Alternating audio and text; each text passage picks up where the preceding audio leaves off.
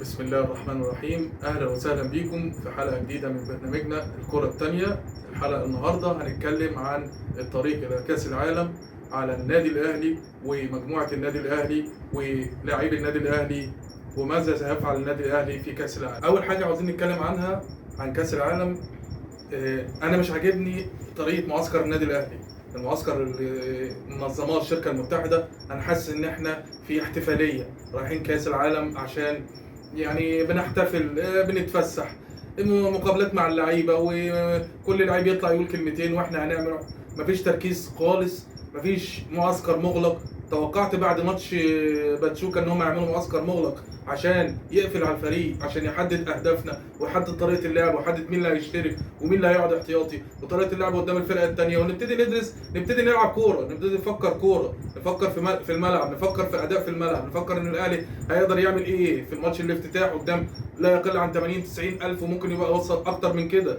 تمام، العالم كله بيتفرج علينا، لكن انا حاسس لغايه النهارده بتاريخ النهارده 10/6 ومباراه الافتتاح فجر 15 اللي هو 14/6 توقيت امريكا. لسه حاسس ان لعيبه الاهلي رايحين احتفاليه، رايحين بيتفسحوا. اللقاءات مع سيف زاهر، مع كل لاعب مره، مع كل لاعب دقيقتين، مع كل لاعب يوم، امام عاشور مره، حسين الشحات مره، تريزيجيه كل لعيب طالع بيتكلم كلمتين. مش عاجبني خالص خالص المعسكر اللي عامله النادي الاهلي. مفيهوش ولا ذره تركيز ولا ذره اهتمام بالمباراه، ويا رب يخلف ظني ويطلع الاداء احسن من المتوقع. في البدايه هنتكلم عن التشكيل المتوقع او اللعيبه اللي المفروض هيبدا بيها جوسيه ريبيرو مدرب الاهلي الجديد الاسباني. المباراه الافتتاحيه، مباراه افتتاح كاس العالم مع انتر ميامي. احنا ممكن هنقسم موضوع اللعيبه بترتيبهم. هنتكلم مش مين اللي هيلعب ومين اللي مش هيلعب، هنتكلم مين اللي ليه الافضليه في ترتيب اللعب، اذا كان في حراسه المرمى او في خط الدفاع او في نص الملعب او ما شابه ذلك. فالنهارده ان شاء الله هنعمل الجزء الاولاني هنتكلم فيه عن جزئيه خاصه بمجموعه من اللعيبه، وبعد كده الجزء الثاني ان شاء الله بكره عن بقيه اللعيبه. هنتكلم الاول عن حراسه المرمى. اعتقد ولا مجال للشك في كده يعني ان الطبيعي ان محمد الشناوي هو اللي هيبدا اللقاء.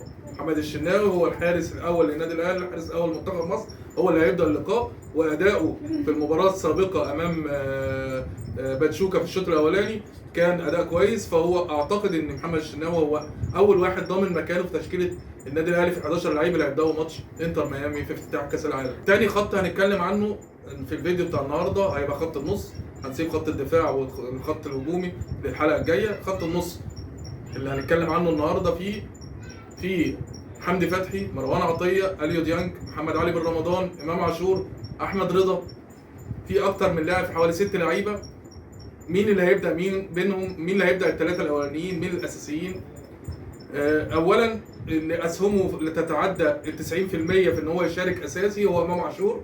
امام عاشور من الناس اللي لازما هتبدا اللقاء بنسبه كبيره قوي في لقاء مع انتر ميامي. امام عاشور اول واحد ضامن مكانه في خط الوسط في النادي الاهلي. بعد كده في المفاضله بين حمدي فتحي بعد ادائه في الشوط الثاني ماتش باتشوكا وبين مروان عطيه. يعني هل بقى الخبره هتفرق وتخلي حمدي فتحي هو اللي يبدا، ولا مروان عطيه من الناس اللي ادوا موسم هايل مع النادي الاهلي، مستواه من بعد خروج كولر ومستواه عالي واداؤه ايجابي؟ هل هيبدا حمدي فتحي؟ هل هيبدا مروان عطيه؟ يعني مين فيهم اللي هيبدا؟ وان كان المدرب بما انه اللي هو لسه مش عارف كل اللعيبه، لسه مش عارف التوليفه اللي هتنفعه ايه، لانه لسه ما كملش شهر مع النادي الاهلي، فاعتقد ان هو هيبدا بمروان عطيه. يعني اللي هيبدا بيه هو مروان عطيه، فيبقى مروان عطيه وامام عاشور اول اثنين ضامنين مكانهم في خط وسط النادي الاهلي في مباراه افتتاح كاس العالم. اللعيب الثالث اللي في نص الملعب هتبقى المفاضله بين ديانج وبين رمضان وحمدي فتحي اذا كان مش هيشترك مكان مروان عطيه.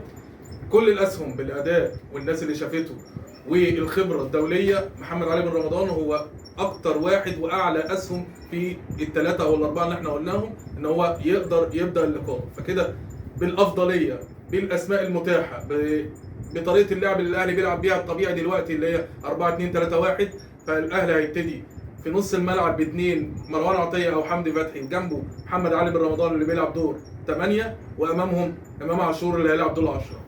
فكده الثلاثي بتاع نص الملعب في النادي الاهلي هيبقى مروان عطيه محمد علي بن رمضان وامام عاشور، وحارس المرمى اللي ضمن مكانه هو محمد الشناوي. ان شاء الله في حلقه بكره باذن الله هنتكلم عن الرباعي بتاع خط الظهر للنادي الاهلي والثلاثي الامامي، وهنشوف مين اللي هيلعب مهاجم اساسي للنادي الاهلي في ظل اصابه جراديشار، وفي ظل ان اسامه ابو علي مش هيرجع للفريق الا يوم 12 يعني قبل 48 ساعه من اللقاء الافتتاح. هنشوف هل فعلا هيبقى قادر ان هو يلعب مباراه الافتتاح من عدمه. ان شاء الله ده هيبقى في الحلقه الجايه، نوعدكم ان شاء الله الحلقات هتستمر وتبقى مواظبه باذن الله تعالى، فتابعونا. والسلام عليكم ورحمه الله وبركاته.